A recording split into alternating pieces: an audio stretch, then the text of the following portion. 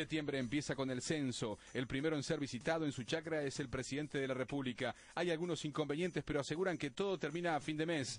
A nadie se le ocurrió preguntar a final de qué mes. Los promotores de boxeo se enfrentan a las cargas impositivas y Chris Namus anuncia su retiro del box. Aliento contenido. Nicole, de 15 meses, sale del coma tras varios días en el sanatorio Cantegril de Maldonado. Le habían suministrado vía intravenosa y por error un suero hipertónico para el quiste hidrático. La pequeña salió. 2 enfermeras son procesadas con arresto domiciliario. Uruguay sigue brillante. En amistoso le gana 3-2 a Ucrania. Escándalo. Aparece un video donde un grupo de marinos bromean o abusan de un chico haitiano. Los altos mandos explotan. Los marinos son enviados a Montevideo. La ONU investiga. La familia del chico amenaza con demandas millonarias. La justicia interviene. La militar los mandará al calabozo. La civil exigirá más pruebas. La militar concluirá que todo fue una broma pesada. Diego Aguirre deja Peñarol en forma inesperada. Qatar lo hace volar de inmediato. Dolor en los hinchas. Aguirre había dejado afuera al ídolo Tony Pacheco, que ahora es hombre de Wanderers. Vuelve Gregorio Pérez. Uruguay cumple una mala actuación en el preolímpico de Mar del Plata en medio de enfrentamientos entre el técnico Jauri y el pilar Batista. 11 de septiembre de 2011, se cumplen 10 años de los atentados a las Torres Gemelas. Se corta el diálogo AUF-Tenfield por un supuesto enfrentamiento entre Bauzá y Casal. Se habla de amenazas hacia el presidente de la AUF. Intentan demoler viviendas en Punta del Diablo que están construidas en predios municipales. Los vecinos logran frenar las topadoras por unas horas, solo por unas horas. El Congreso de Intendentes aprueba la propuesta del presidente Mujica para una patente única de rodados. Mujica cierra la Expo Prado defendiendo el impuesto a la tierra y diciendo que los grandes propietarios pueden y deben pagar, mientras las gremiales lo rechazan diciendo que el tributo es malo desde la primera a la última letra. En Paso de los Toros, un policía mató a su esposa, a su hija y luego se suicidó. Los casos de violencia doméstica extrema se van sumando en Uruguay. La AUF, ante la atenta mirada del gobierno, intima a Tenfield y Full Play a que acepten los contratos ya pactados para las eliminatorias del 2014. Nacional queda fuera de la Sudamericana de la peor manera. Mientras perdía con la U de Chile de local 2-0, voló una serpentina que no se desplegó y le pegó en la cabeza a Línea. Partido suspendido. Brasil, con su proteccionismo, complica las exportaciones uruguayas. Mujica apela al mano a mano con Dilma Rousseff. La planta EFA anuncia que no puede soportar el nuevo arancel de 30% y cierra temporalmente. Hay paro en la salud pública y en el transporte. La última semana de septiembre es complicada.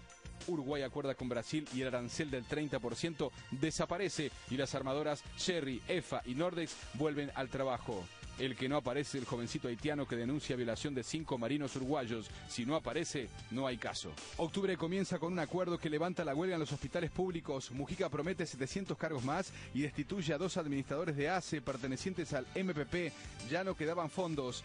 A propósito, empezó octubre y el censo no terminó. Miércoles 3 se firma el acuerdo Tenfield Full Play AUF para televisar las eliminatorias 2014 que se vienen encima. Apretones de mano por doquier luego de severos enfrentamientos. Tabaré Vázquez aparece en Buenos Aires en una convocatoria de Hermes Wiener, líder del Frente Amplio Progresista, sector opositor a la presidenta Cristina Fernández. Jueves 6 de octubre fallece Steve Jobs, el hombre que transformó el mundo de la computación y lo llevó a los hogares de todo el planeta. Viernes 7, bajo la lluvia torrencial, empieza el camino rumbo al Mundial de Brasil 2014. Uruguay derrota a Bolivia 4-2. Llueve en el sur, arrecian los vientos en el norte. Artigas soporta una turbonada con vientos de hasta 150 kilómetros por hora. En Atlántida atrapan en el casino a un cuádruple asesino argentino que se había escapado de su país. Comunistas, en alianza con socialistas y MPP, ganan en las elecciones del PIT-CNT para elegir secretariado ejecutivo.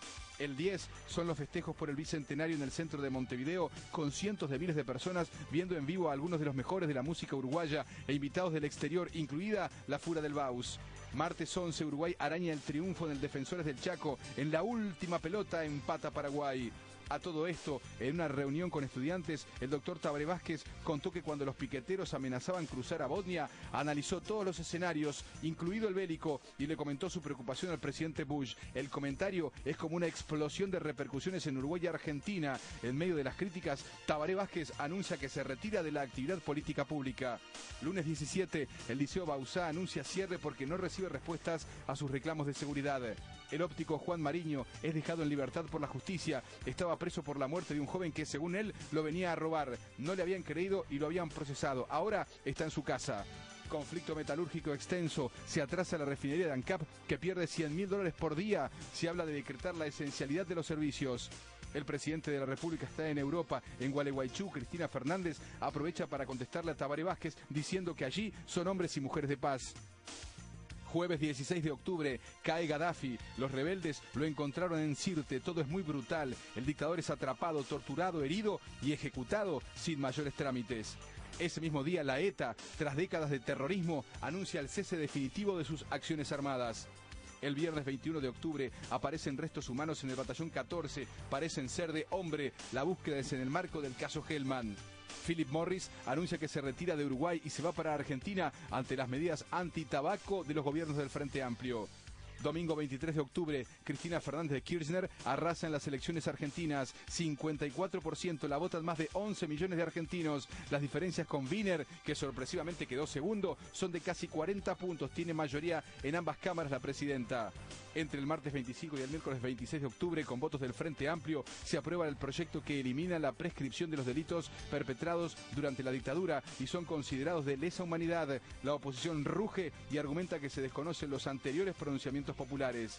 El jerarca del Ministerio de Educación y Cultura, Pablo Álvarez, cuelga en Facebook un video grabado por estudiantes del Bauzá mientras eran reprendidos por la directora Graciela Bianchi. Álvarez pedirá disculpas más adelante.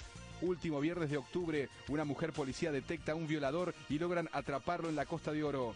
Es el sábado 29, la noticia conmueve todo el continente. Lula tiene cáncer. El popular expresidente de Brasil debe ser sometido a quimioterapia por un cáncer de laringe. Tos convulsa, mueren bebés en el Pereira Rosell, piden liberar la vacuna cuanto antes. Se vota el presupuesto participativo en Montevideo. Concurren a las urnas apenas 72.492 personas, 1.600 menos que en la anterior convocatoria. Llega noviembre y empiezan a llover denuncias de mujeres que fueron atacadas por el violador serial que detuvieron en la Costa de Oro gracias a una mujer policía. Miércoles 2 de noviembre, día de recuerdo y de tranquilidad, día de los difuntos, pero no hay feriado que valga. La noticia conmueve al país. La jueza Anabela Damasco, protagonista de importantes procedimientos judiciales, incluidos casos de narcotráfico, es procesada con prisión por 7 casos de peculado. No supo justificar el destino de $50.000 que habían estado bajo su custodia. El juez del crimen organizado, Jorge Díaz, dijo que la justicia estaba de luto y que era capaz de autosanearse. El 4, Sarkozy cierra el G20 y llama a Uruguay paraíso fiscal y que será apartado de la comunidad internacional. Lo dice al cierre de la cumbre del G20. El sistema político uruguayo explota de indignación. En el G20 están Brasil, México y Argentina. Se desata una crisis diplomática con París. Se desconfía mucho de Argentina. La Intendencia de Montevideo lanza un nuevo plan de limpieza ante las críticas generalizadas de que la ciudad sigue sucia. Llega Chile a jugar contra Uruguay y es aplastado por el equipo del maestro 4-0. Los 4 goles de Suárez. En Nueva Palmira, 3 menores de edad matan a palazos a un perro, se graban y cuelgan el video, se generan movilizaciones y protestas, los amenazan de muerte, declaran ante la justicia. Martes 15, el equipo de Tavares derrota a Italia 1-0 con gol de Sebastián Fernández en el Olímpico de Roma.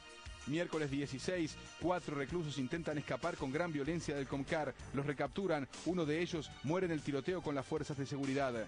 Polémica en la educación una vez más. El programa Pro Mejora despierta críticas y paros en los docentes de secundaria. El Ministerio de Educación y Cultura respalda al presidente del CODICEN, Jorge Ciobane, que lo impulsa. Larrañaga advierte que si el gobierno no pone en práctica el proyecto, no habrá diálogo político que valga. Domingo 20 de noviembre, Nacional da vuelta al clásico y gana 2-1 de atrás y con gol de penal de Recoba en la hora. Más, un hincha no puede pedir. La caída de Peñarol es estrepitosa. Perdió una ventaja de 7 puntos y Nacional ya olfatea el campeonato. Ese mismo día en España, Mariano Rajoy aplasta a Rubalcaba y el PP vuelve al gobierno en medio de una histórica crisis económica. La justicia desestimó el pedido de procesamiento para Arana María Julia Muñoz y Alberto Rosselli por el escándalo de los casinos municipales. De ahora en más, dormirán en paz.